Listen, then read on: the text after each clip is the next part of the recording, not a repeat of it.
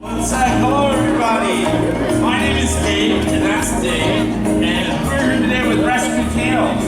A lot of people know that our parks are involved in some of the most amazing wildlife rescues throughout the world. We actually have a group of people that we sent to South Africa to rescue penguins in South Africa from a oil spill. But we also get animals local. Are you back? Yep. I'm back. This is, just so you know, it looks pretty bad right now, this is the best show in the park. Just so you know, this absolutely is. Yes, thank you.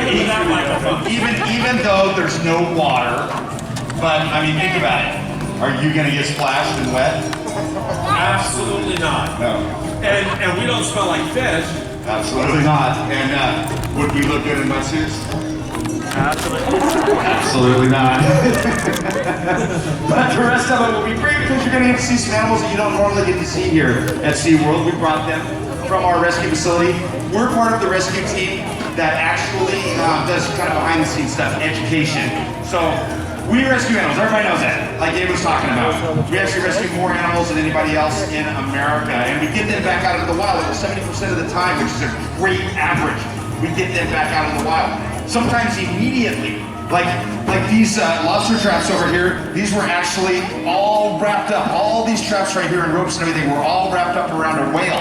Then we went out there and we got all that stuff off and immediately released them.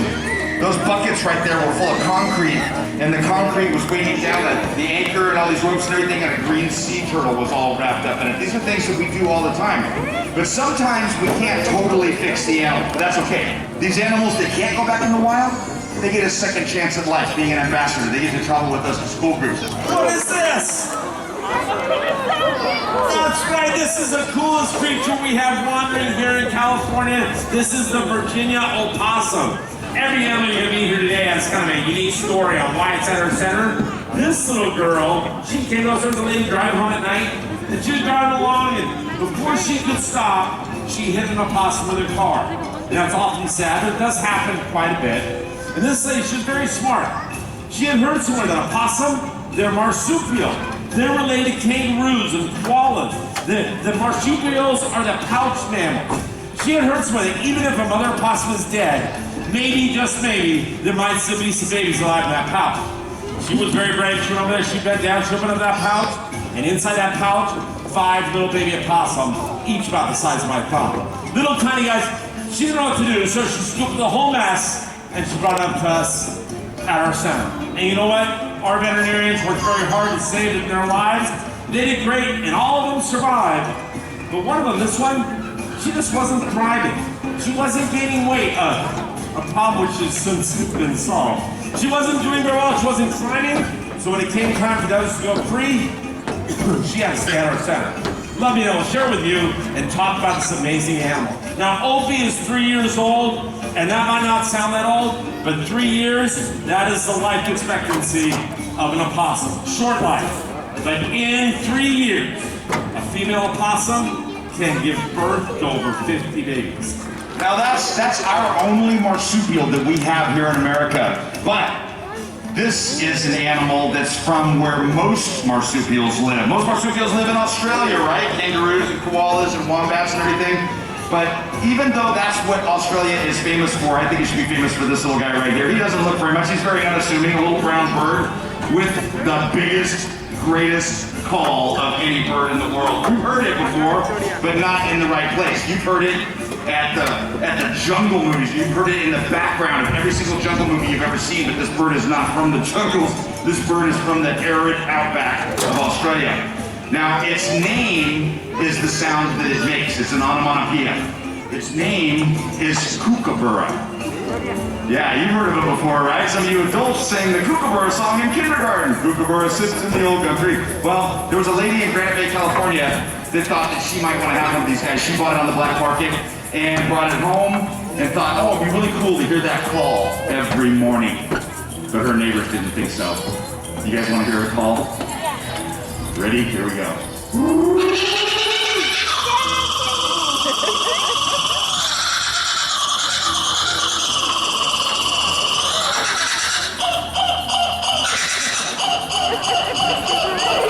Like Eli. You going? Well, all the neighbors didn't think it was so great, and they turned her in. They called us up, and the authorities at the California Parkfish Wildlife brought him to us. And Quigley here, he is very famous for that call, but I think Quigley here should be famous for another reason. Yeah, for one thing. Oh yeah, there you go. Now it's nice and light. He was getting heavy there for a second. He doesn't look like much, but this little bird right here in Australia can eat a 6-foot snake. Where they remember the kingfisher family, but instead of fish, where he lives is dry, it's all about the lizards and snakes. This is Whizzer, and he is the turkey vulture. He gets up every morning. First thing he does, he'll spread his wings. Spread those big wings out there, Whizzer, all the way out. He'll spread those wings out and he'll sunbathe. He'll go, oh, the sun feels so good. He'll heat himself up. Once he's nice and warm, he takes off his perch. He flops those wings just once or twice, and he starts to soar. Big, lazy circles. He looks lazy. He's actually working. He's smelling. Look at his beak. He has a hole that goes all the way through the top of his beak. He's taking as much wind as possible. And when he smells something really stinky, something really rotten, something that smells totally disgusting and gross and has been dead for a while, you know what he says? Lunchtime. This beautiful soaring bird, he actually came to us. Somebody shot him in his left wing. Why somebody would do this? We have no idea. This guy here, he's been grounded ever since. He could be 40 years old. We have really no way of knowing. He's been in our center a long time. Love sharing him. That's the turkey vulture. That's Mr. Whizzer. Yes, that's a beautiful bird, but I'm going with cute now. Yeah, it's kind of cute. Yeah. Who wants a monkey as a pet? Every single time somebody tries to make a monkey into a pet, it never works out. We hear about them. We have over 50 monkeys that have been brought to us from illegal pet situations. We just got one a few months ago from a famous rapper. You all know who he is. I'm not allowed to say his name. But this one right here has been with us for almost 30 years. Yeah, since 1994. She was found in a garbage dumpster right here in Southern California. Animal control got a call that there was something in the dumpster making noise, and they went over and they found this little limp monkey. She was very sick. She spent about 6 months in our hospital here, getting better, getting over pneumonia and everything else. But finally, she was well enough to start working with us, and she learned very quickly that being in our arms is the safest, best place to be. Now, she is already almost 40 years old.